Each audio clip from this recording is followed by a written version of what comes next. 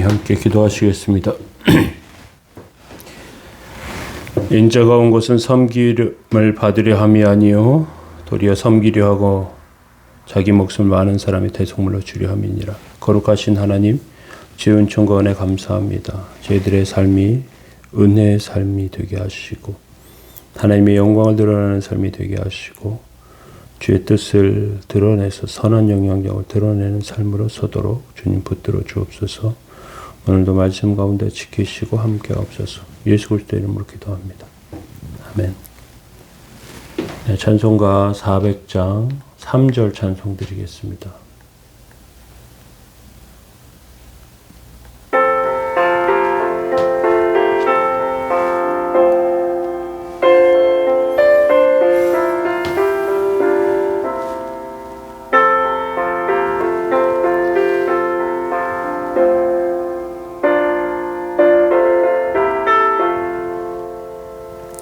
죄악 길에 빠진 이 몸 캄캄한데 헤매며 불을 짓는 나의 원 들으소서 내 주여. 주여 나를 돌보시사 과히 품어주시고 험한 풍파 지나도록 나를 숨겨주소서. 아멘. 시편 112편 7절에서 10절 말씀 보시겠습니다. 그는 흉한 소문을 두려워하지 아니함이여 여호와를 의뢰하고 그의 마음을 굳게 정하였도다. 그의 마음이 견고하여 두려워하지 아니할 것이라. 그의 대적들이 받는 보응을 마침내 보리로다. 그가 재물을 흩어 빈궁한 자들에게 주었으니 그의 의가 영구히 있고 그의 뿔이 영광 중에 들리리로다. 악인은 이를 보고 한탄하여 이를 갈며 소멸되리니 악인들의 욕망은 사라지리로다. 아멘. 네, 오늘 시편 112편 세 번째 말씀 가운데 흉한 소문에도 흔들리지 않는 믿음에 대해서 살펴보기를 원합니다. 하나님의 말씀을 사랑하는 자들에게 주어지는 놀라운 복은 흉한 소문에 겁을 먹거나 쓰러지지 않는다는 사실입니다. 7절에 그는 흉한 소문을 두려워하지 아니하며 여호와를 의뢰하고 그의 마음을 굳게 정하였음이로다. 이렇게 되어 있습니다. 우리가 하나님의 은혜 가운데 세워지면서 살아갈 때 주님께서 심지가 견고한 자에게 평강의 평강으로 지키신다는 그런 말씀이 있어요. 흉한 소문 가운데 겁을 먹거나 또 두려워하지 않으면서 마음이 굳게 서는 것이죠. 흉한 소문은 두 가지 생각할 수 있는데 하나는 사람에 대한 악성 루머 같은 것입니다. 시기하는 사람이 있어서 그래서 공격하는 사람이 있죠. 옛날에는 저주를 퍼붓는 사람들이 있었습니다. 정치인들이 이런 음모에 걸려서 억울하게 처형이 되거나 가정이 풍지박산이 나기도 합니다. 그런데 하나님의 말씀을 사랑하는 자는 자기의 영광을 위해서 살지 않아요. 유명한 길을 따라가지 않습니다. 하늘의 별과 같이 빛을 비추는 삶을 살죠. 필요한 것을 하는 삶을 사는 것입니다. 그런 가운데 그 저주 가운데 빠지지 않게 되는 것이죠. 또 한 가지는 흉한 소문은 전쟁이 난다던가 경제가 안 좋아진다던가 하는 앞으로 나빠질 것이라고 하는 소문에 대한 것입니다. 때때로 전망을 하는 사람들이 있습니다. 이렇게 저렇게 나빠질 것이다. 좋지 않을 것이다. 그런데 그런 것들 가운데도 소망을 갖는 믿음을 가질 필요가 있습니다. 하나님께서 허락하시지 않으면 그 어떤 일도 일어나지 않죠. 그것을 믿어야 합니다.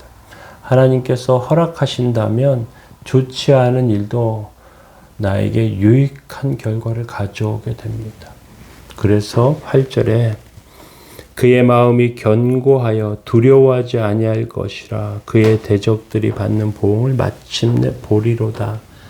마음이 견고하여 두려워하지 않는다. 지금 앞으로 이렇게 저렇게 안 좋은 일이 생길 것이다 할 때 두려워하지 않으면서 악한 일을 하는 사람들은 결국 그 보응을 받을 것이다 하는 것을 확신하며 그것을 보게 됩니다. 이상한 것은 하나님의 백성이 망해야 하는데 망하지 않습니다. 하나님의 백성을 치는데 오히려 그 원수가 망하게 됩니다. 그런 일이 일어나는 이유는 하나님께서 그렇게 하시기 때문에 그렇습니다. 정치적으로 어떤 사람을 넘어뜨리기 위해서 술수를 부리는 사람들이 있어요. 결국 그들이 망하는 것을 우리는 역사를 통해서 발견하게 되는 것이죠. 계속해서 10절에는요. 악인은 이를 보고 한탄하여 이를 갈며 소멸되리니 악인들의 욕망은 사라진다 이렇게 말씀하고 있습니다. 악한 사람들은 하나님의 백성을 보며 미워해요. 참 이상하죠. 하나님의 백성이 잘못하지도 않고 자기에게 해코지하지도 않는데 미워해요. 왜? 어리석어 보이는데 나중에 보니까 멋있어요. 잘 돼요. 그러니까 시기하고 미워하게 됩니다. 그래서 하나님의 백성은 끝까지 살아남아야 합니다. 악인은 욕망을 위해서 살지만 하나님의 백성은 하나님의 부르심을 위해서 살아요. 성공과 출세를 위해서 사는 것이 아니고 하나님의 의를 기억하면서 삽니다. 그래서 주께서 도우시는데요. 그 도우시는 삶 가운데는요. 9절에 보니까 그가 재물을 흩어 빈궁한 자들에게 주었으니 그의 의가 영구히 있고 그의 뿔이 영광 중에 들리리로다 이렇게 되어 있습니다. 돕는 자들 또 스스로 낮추면서 섬기는 자들 해야 할 일들을 감당하는 사람들을 통해서 하나님께서는 일을 이루시는데요. 그의 의가 드러나게 하십니다. 올바른 것이 나타나게 하시는 것이죠. 그런데 여기서 기억할 것이 그의 뿔이 영광 중에 들린다 이렇게 말하고 있습니다. 사슴이나 또는 황소 같으면 그 뿔은 자신을 해코지하는 짐승들을 공격하는 무기가 됩니다. 우리가 하나님의 말씀을 듣고 영적인 도움을 받고 기도하기 때문에 하나님께서는 뿔을 들어 주십니다. 마귀가 그 뿔에 힘없이 나가 떨어지게 되죠. 우리의 삶 가운데 당장 어렵고 힘든 것이 있습니다. 군대에서 어려움을 겪기도 하고요. 또 경제적인 문제로 힘들어하기도 합니다. 그런데 말씀을 붙잡고 살면 하나님께서 붙들어 주시고 세워 주십니다. 저와 여러분들의 삶은 하나님께서 은혜 주시는 삶이 다 되시길 원합니다. 흉한 소문 가운데 흔들리지 않는 백성들이 되시기 바랍니다. 주의 은총으로 서서 그렇게 세움받는 온전하고 거룩한 백성들이 다 되시길 예수님의 이름으로 축원합니다. 기도하시겠습니다. 그러므로 내 사랑하는 형제들아 견고하며 흔들리지 말며 항상 주의 일에 더욱 힘쓰는 자들이 되라. 이는 너희 수고가 주 안에서 헛되지 않은 줄 알미니라. 거룩하신 하나님 함께 하셔서 주님의 앞에 주의 일을 힘쓰는 자들이 되게 하시고 저희들의 수고가 헛되지 않게 하여 주옵소서. 오늘도 도우시고 함께 하셔서 성령님의 인도하심으로 세워 주옵소서.